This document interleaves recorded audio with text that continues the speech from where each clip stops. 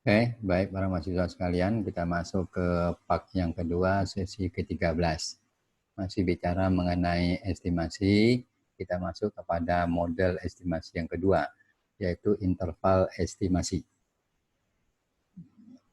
Sudah sama-sama kita ketahui bahwa interval estimasi atau interval estimate merupakan sekumpulan nilai dari statistik sampel yang dalam interval tertentu yang nantinya digunakan untuk melakukan estimasi terhadap parameter populasi.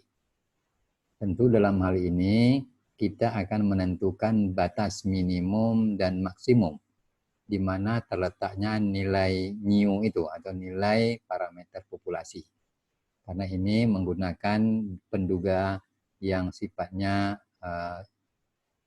interval. Jadi ada nilai terendah dengan nilai tertinggi. Dengan harapan tentu dugaan kita nantinya parameter populasi berada di antara ring yang kita dapatkan. Nah, jadi di dalam menentukan batas tertinggi dan terendah atau minimum dan maksimum sebagai intervalnya ini, nanti kita gunakan nilai confidence intervalnya.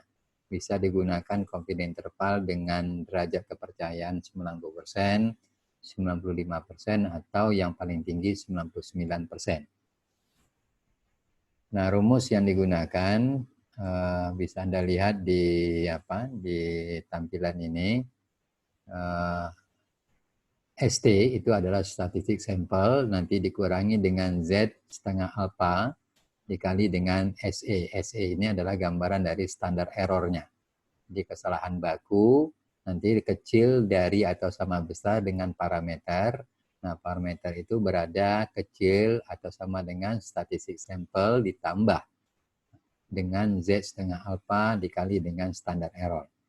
DST itu adalah simbol nilai statistik sampel yang akan menjadi penduga untuk parameter populasi. Nah, Z itu adalah deviasi relatif, besarnya nanti ditentukan berdasarkan confidence interval yang kita pakai atau CI-nya. Kemudian SE itu adalah standar error yang didapat nanti dengan alpha per akar N. Kemudian parameter itulah nilai populasi yang akan kita duga. Contoh, dari suatu sampel random sebanyak 100 ibu hamil yang diambil di Kota Padang, maka didapatkan rata-rata kadar Hb darahnya itu sebesar 9,6 gram persen. Jadi dari hasil pengukuran 100 ibu hamil, kadar Hb-nya kita dapatkan rata-ratanya 9,6 gram persen. Dengan simpangan baku, di dalam populasinya itu diketahui 5 gram persen. Nah, pengukuran ini, pendugaan ini menggunakan confidence interval sebesar 95% atau taraf kesalahannya sebesar 5%. Maka akan dihasilkan kadar Hb ibu hamil yang ada di Kota Padang ini sesuai dengan perhitungan. Kita dapatkan tadi rata-rata sampelnya 9,6 gram persen, kemudian jumlah sampel yang dihitung itu 100 orang atau 100 ibu hamil, kemudian simpangan bakunya populasi itu 5 gram persen, standar error kita dapatkan dari 5 per akar 100, dapatkan 0,5 gram persen, kemudian confidence intervalnya 95%, standarnya 95% dengan konversi nilai Z, distribusi Z-nya itu 1,96. Ini sudah baku. Jadi kita masukkan ke dalam rumus. 9,6 ini nanti dikurangi dengan 1,96 atau Z-score-nya dikali dengan 0,5. Kecil atau sama dengan mu, mu kecil atau sama dengan 9,6 plus 1,96 dikali dengan 0,5.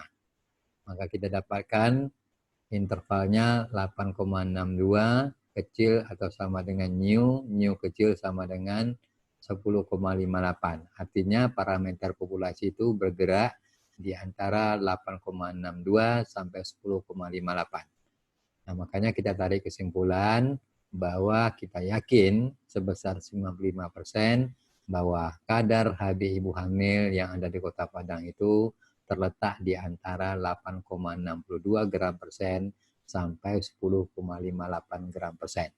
Jadi inilah interval estimate yang kita gunakan kalau kita melakukan pendugaan dari nilai rata-rata statistik sampel ke nilai parameter populasi.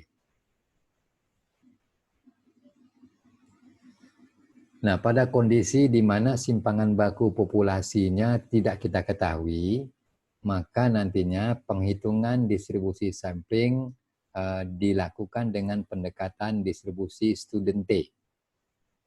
Jadi ketika kita tidak mengetahui standar atau simpangan baku populasinya, maka kita lakukan penghitungan dengan menggunakan pendekatan distribusi student T atau distribusi T. Nah, untuk menentukan nilai T itu diperlukan nilai alpha dan derajat kebebasan atau DK, degree of freedom-nya, yang didapat dari N-1. Rumus yang kita gunakan hampir mirip dengan rumus yang pertama, ST atau statistic sample, dikurangi dengan T dikali dengan standar error.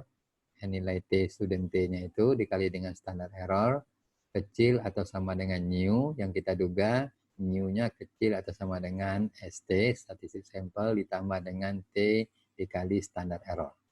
Contoh, kalau dari 25 ibu hamil yang diambil secara random, didapatkan rata-rata kadar Hb-nya 9 gram per sen.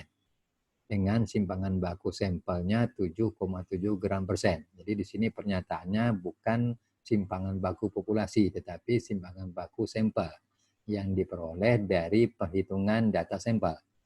Maka kita duga parameter populasinya dengan menggunakan rumus yang tampil tadi.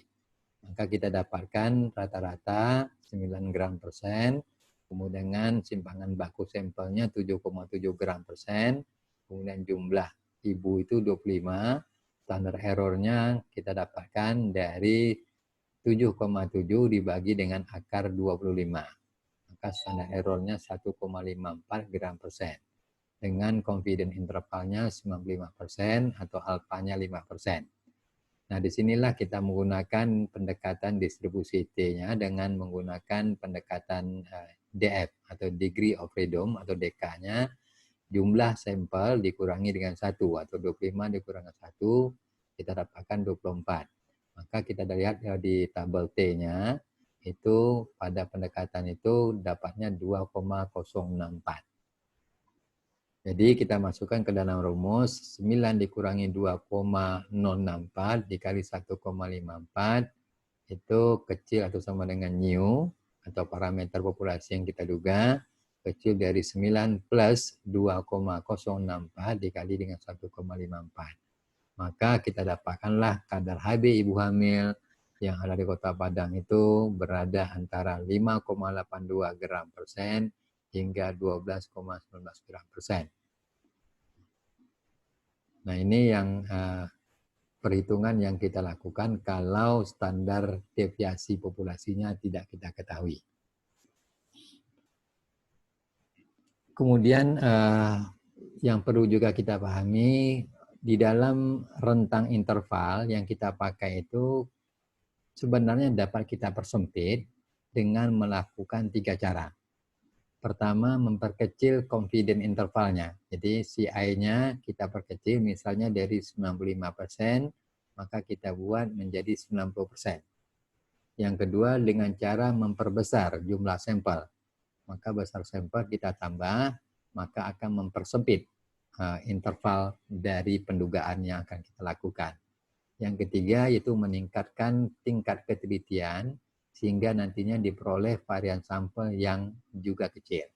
Nah, 3 langkah ini bisa kita lakukan ketika kita ingin mendapatkan interval rentangnya tidak terlalu lebar dari kemungkinan dugaan di mana parameter populasi itu berada.